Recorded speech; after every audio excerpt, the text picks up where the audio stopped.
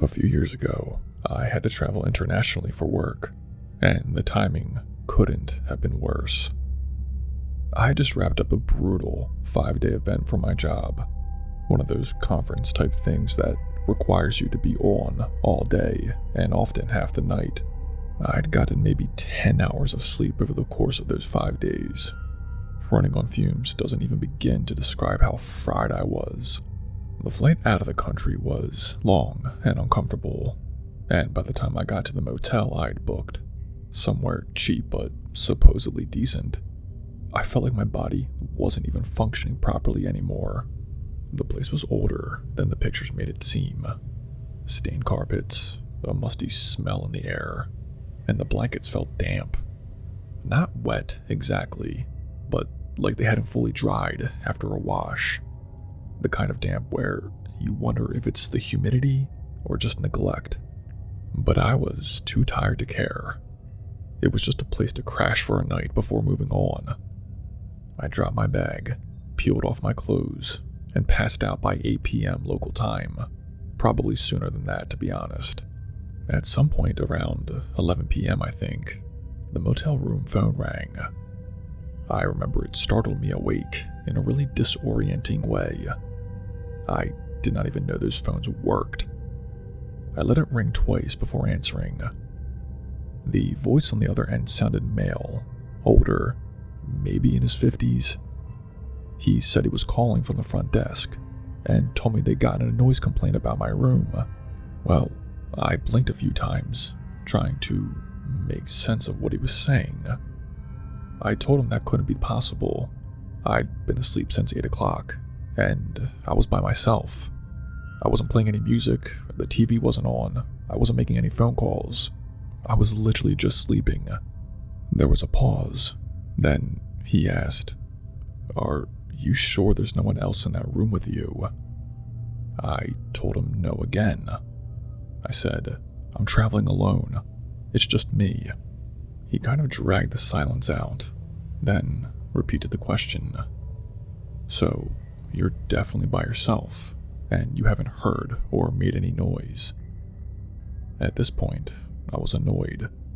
I repeated myself, more firmly this time, and said something like, "Nope, been asleep, alone, no noise here." He said, "All right, thank you," and hung up. I put the phone back in its cradle, double-checked the chain lock, and went back to sleep. It did not hit me how weird the conversation was until I woke up for good around 6 a.m. At first, I just figured it was some kind of miscommunication. Maybe the room next to mine had complained, and the front desk had gotten the wrong number. But when I thought about it again, something started to feel off. Specifically, how many times the guy on the phone asked me if I was alone. It wasn't just a polite follow-up. It felt like he was trying to confirm something, or fish for information. And now that I was more awake, I realized I hadn't heard anything at all last night. There was no loud guests, there was no footsteps outside in the hallway, no doors opening or closing. It pretty much was completely silent. I hadn't even turned on the TV or any of my lights. I barely moved after I lay down. That's when I decided to stop by the front desk on my way out. There was a woman working the morning shift, younger, maybe in her 20s. I asked her about the call from last night. She looked confused. I explained that I got a call from the front desk around 11 p.m. saying that there was a noise complaint coming from my room. She told me no calls had been placed in my room from the desk. She even checked the system logs to be sure, and nothing. And she said they hadn't gotten any complaints about noise in any of the rooms last night. She kind of nervously joked that maybe it was a prank caller or a wrong number, but I could tell that she did not really believe that. And it was only then that it clicked for both of us what might have actually happened. Someone had called the rooms pretending to be staff, trying to figure out who was in which room, and more importantly, whether or not they were alone. If I had said I wasn't alone, maybe they would have moved on. But if I had said I was alone and I did not have the chain lock on, maybe they would have tried something. And yeah, that right there still bothers me, especially since I barely remember to throw the latch on. I always do it out of habit, but on that night I was so dead tired I almost skipped it. If I hadn't done that one simple thing, who knows what would have happened. Since then, no matter where I'm staying, motel, hotel, Airbnb, I always use the extra lock, no matter how tired I am or how safe the place seems. I don't care if it's a 5-star hotel or a roadside dive. That night taught me that not everyone who's knocking or calling is who they say they are.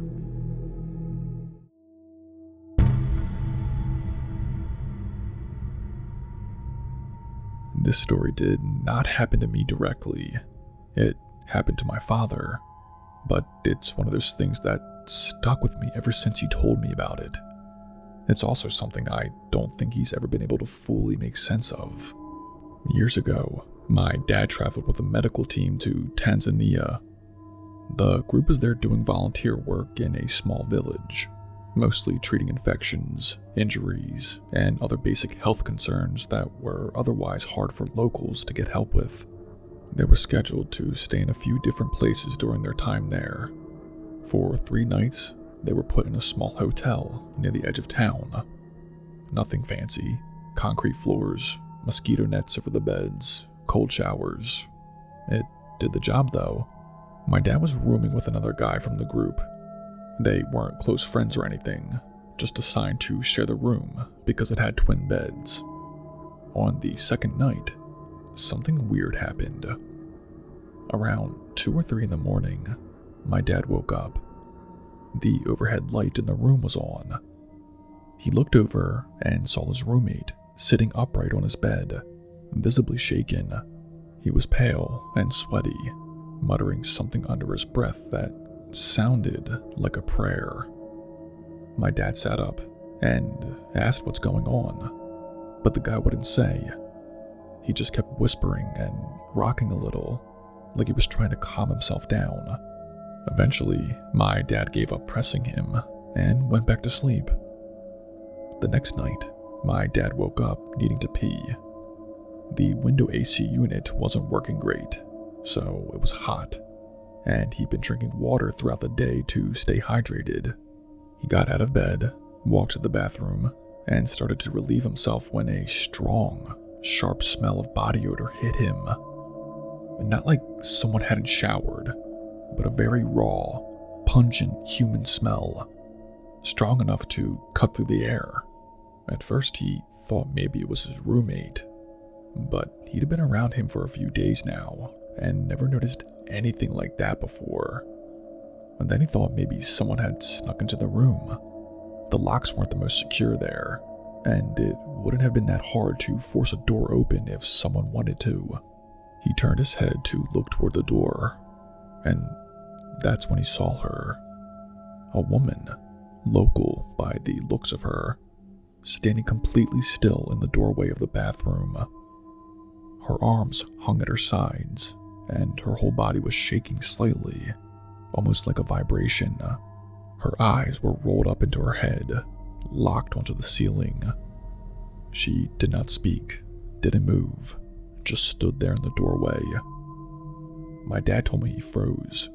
He did not know if he was dreaming, hallucinating, or just overtired, but he felt a kind of panic he hadn't experienced before.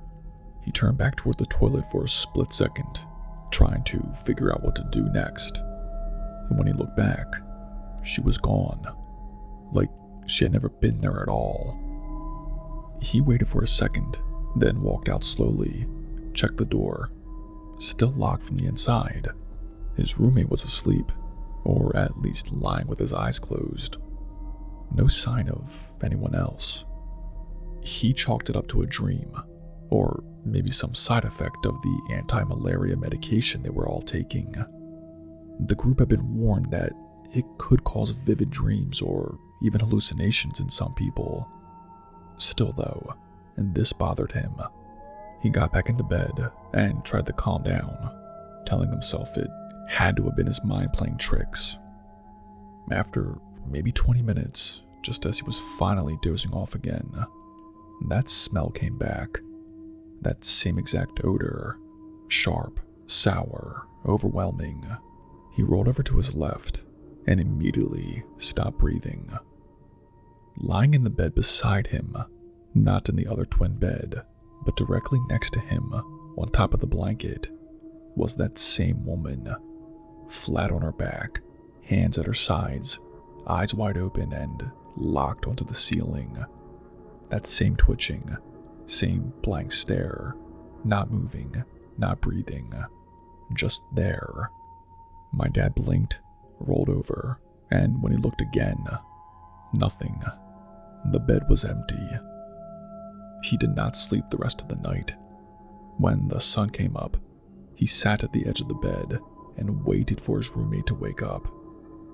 When the guy finally did, he looked at my dad for a long second and then asked, "Did you see her too?" It turns out, that's what had happened to him the night before. He'd seen the same thing, the same woman, standing, staring, then gone. They did not report it, did not tell the group leader. They both finished the trip and came home. But my dad has always said that, drug side effects or not, he's never experienced anything like that before or since, and neither had his roommate. Whatever it was, they both saw it.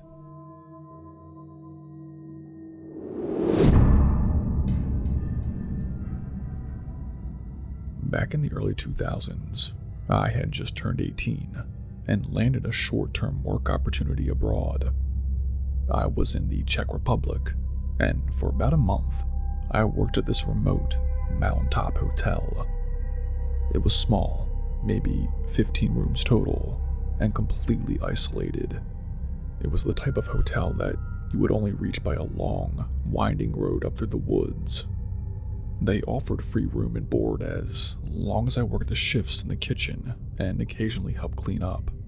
At night, the place felt like something out of time. There was no nearby houses, no nearby towns in walking distance, literally just forest in every direction. If you stepped outside, the only light came from the hotel's windows and maybe the moon if it was a clear night. On some nights, I'd even hear wolves howling from somewhere down in the valley, but it never felt immediately threatening, just eerie. There was a maitre d' who worked at the hotel. He was older, maybe late 60s, with tan skin, slick back gray hair, and a pencil-thin mustache. Always sharply dressed, formal to the point of being stiff. He never said much to me beyond a nod in passing. I did not think he even knew my name. One night, after I had just finished my shift, I was sitting in the empty dining room, finishing some bread and cheese I'd saved from the kitchen. It was close to midnight. The only sound was the wind outside and the low hum of the fridge in the bar. I wasn't expecting anyone, but the maitre d' walked in. He stood near the table for a second before asking, "Would you like to go for a walk?" That caught me off guard. I asked, "A walk?" "Yes," he said, "in the woods. It's peaceful this time of night." I looked at him for a second, thinking maybe he was joking, but his face was completely serious. I glanced out the window. It was pitch black. Beyond the patio, there was absolutely nothing. No path lights, no street lamps, just black trees against a blacker sky. The only road down to the town below had no lights either. You would have to know the trail by heart, or you'd end up wandering. I laughed nervously and said, "No thanks, I think I'm just gonna go to bed." He did not smile. "Why not? It's fun," he said. I paused. It's really dark out there." He nodded like he already knew that. "I know the area well. Don't worry." I gave a polite shake of my head. "I'm okay, but thanks." He did not leave. He just stood there for a moment and then said, "It's not dangerous, if that's what you're thinking." That's exactly what I was thinking. Everything about this felt wrong. This guy, who I'd barely exchanged 10 words with before tonight, was now insisting on going into the forest at midnight. He wasn't aggressive exactly, but he was weirdly persistent, and it felt like he needed me to say yes. I gave one final, firm, "No, I'm good." He stared at me for another second, and then said, "Okay," and walked out of the room. I did not see him for the rest of the night. I went straight to my room, locked the door, and went to bed. But I did not sleep well. Every creak in that old hotel made me sit up and listen. The next morning, I expected to see him setting up for breakfast or doing his usual rounds in the lobby. But he was gone. I asked the head cook where the maitre d' was, and he just shrugged. "He doesn't work here every day," was all he said. But he never came back. I stayed for another 2 weeks and never saw him again. Nobody ever mentioned him. I did not push it. I did not really want to know. Now, to be clear, I'm not saying this guy was some psycho, or that I was about to end up buried in the woods. More than likely, he was just a lonely old guy in a remote hotel with nothing better to do. Maybe he really did take nightly walks and wanted some company. But the way he went about it, his persistence, how quickly he gave up after I refused, and then how he just vanished, that left me unsettled. I mean, it was by far the creepiest moment I had on that trip, and I still think about how differently that night could have gone if I had said yes. For what it's worth, the rest of the trip was great. I got to visit the Staropramen brewery in Prague before I flew home. Amazing beer, really welcoming people, and a much-needed reminder that not everything out there is weird or scary. But still, every time someone brings up traveling alone or working abroad, I remember that night and the strange man who wanted to walk into the woods at midnight, and how I never saw him again.